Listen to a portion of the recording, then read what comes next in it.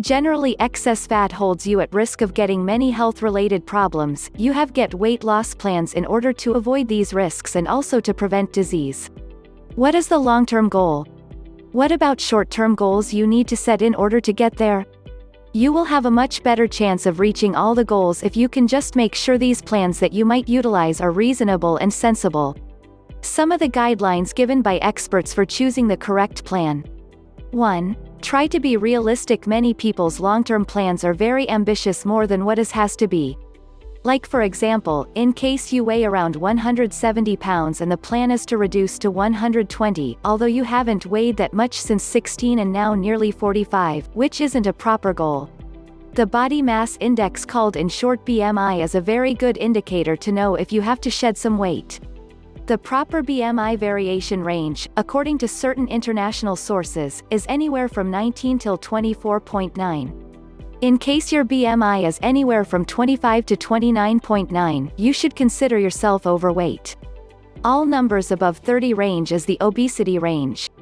According to point of view, people need a sane weight loss plan which will correlate to the needed BMI according to your height, since this is the main factor that affects your BMI levels.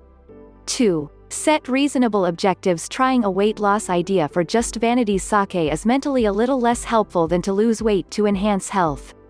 How to lose weight? With the right food.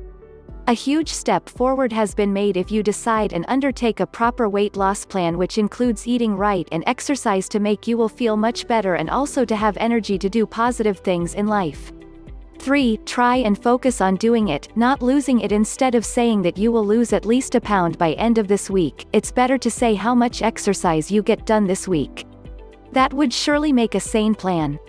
Do keep in thought that the weight in a span of a week isn't totally under your control, only your behavior surely is.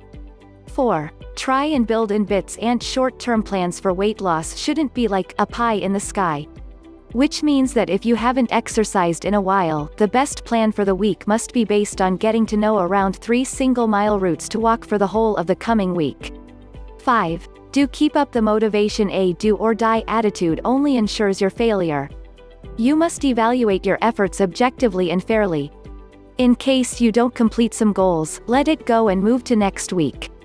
Perfect record is not needed. Self-encouragement must surely be part of the weight loss plans. If not, you might end up failing.